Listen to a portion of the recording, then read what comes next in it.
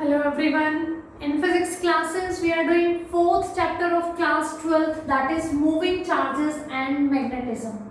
In our last class we have finished our chapter theoretically. So today we are going to start its NCERT exercise.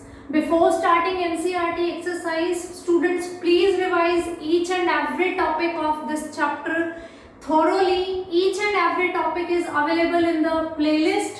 Search the topics on which you do not have command. First have your command on the theoretical topics, then you are going to start this NCERT exercise. Okay, so please keep your NCERT book and a rough notebook and pen with you so that you can also solve these numericals simultaneously with me. I am reading the statement of question first.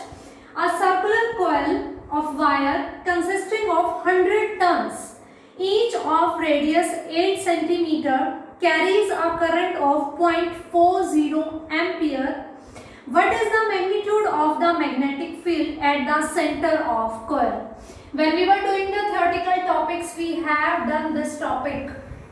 At the center of a circular coil, the magnetic field was B is equals to mu naught upon 4 pi 2 pi n I upon r, where n was the number of turns of the circular coil, I was the current passing through it, and r was its radius. Okay, so here the given values are 100 turns, means n is equals to 100, each of radius 8 centimeter. 8 centimeter means 8 into 10 to the power minus 2 meter. Always convert the units into SI system. Okay, it carries a current of 0.40 ampere. Then find out the magnitude of the magnetic field at the center of this coil. We know this is the formula for magnetic field. So using this formula, B is equals to mu naught upon 4 pi. Its value is 10 to the power minus 7. So put all these values, 10 to the power minus 7 into 2 into pi, 3.14 into n, number of turns are 100, into I, current is 0.40 ampere upon r. R is the radius, it is given in centimeter, convert it into the meters, it is 8 into 10 to the power minus 2 meter. Okay, now solve it. 2 4s are 8, 4 0.10. When we are going to solve it, it will be in the multiplication 3.14 into 10 to the power minus 7 plus 2. It is going to be minus 5, and this can be written as, if I remove this by 100, 10 will cancel out by this, 10 to the power minus 1. 10 to the power minus 5 in the numerator, and this goes 10 to the power minus 4 Tesla. So B is equals to 3.14 into 10 to the power minus 4 Tesla. So this is about the first numerical, in which we have number of turns, radius of the circular coil, and the current passing through it. We have to find out the magnetic field. This was the direct topic when we were doing the theoretical topics of this chapter. You can revise this topic from the videos also. Okay. Now moving towards the question number 2. In the question number 2, a long straight wire carries a current of 35 ampere. A long straight wire carries a current of 35 ampere.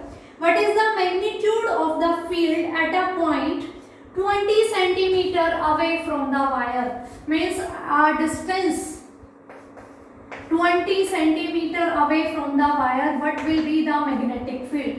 This topic also we have done. The magnetic field due to a thin infinitely long straight wire, and second time we have done it with the help of Ampere's circuital law, and the magnetic field due to a straight wire carrying current is given by mu naught upon 4 pi into 2 into I upon r. Mu naught upon 4 pi constant, 2 times I is the current passing through the wire, and r is the distance from the wire at the the point at which we are supposed to find out the magnetic field.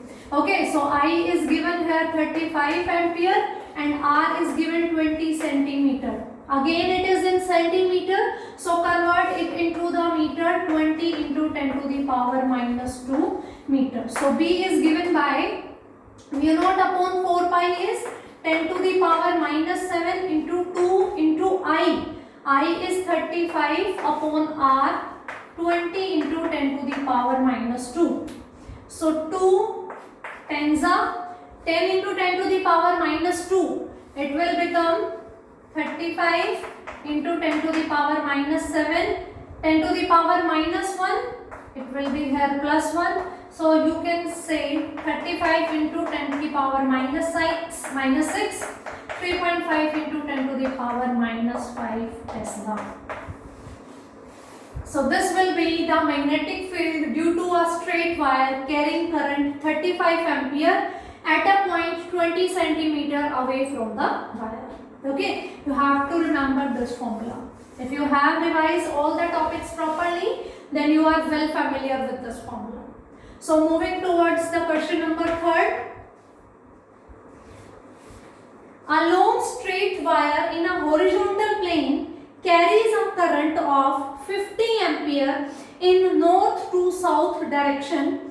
Give the magnitude and direction of the magnetic field at a point 2.5 meter east of the wire. Okay, so here the current is given 50 ampere and the distance is given 2.5 meter. Here they are asking about the direction and magnitude both of the magnetic field. The current is flowing in north to south direction. Okay, so suppose this is the north, this is the south. Current is flowing in north to south direction and the current is flowing 50 ampere and they want to ask the magnetic field at a distance 2.5 meter away from it in the east direction.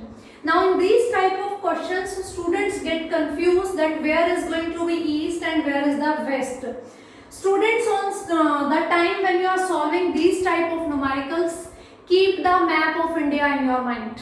You will say ki in the physics, map of India, yes, map of India is going to help you a lot. You know, in the map of India, we know very well this portion, Jammu Kashmir is in the north and this one, the last are Trivandrum, Goa, Kerala, these are the things, Karnataka, these are in the south, east Arunachal Pradesh, Meghalaya, Assam, and here is the west. So now you can remember with the help of the map that there is the east. Otherwise students get confused where is the east and where is the west, on the left or on the right.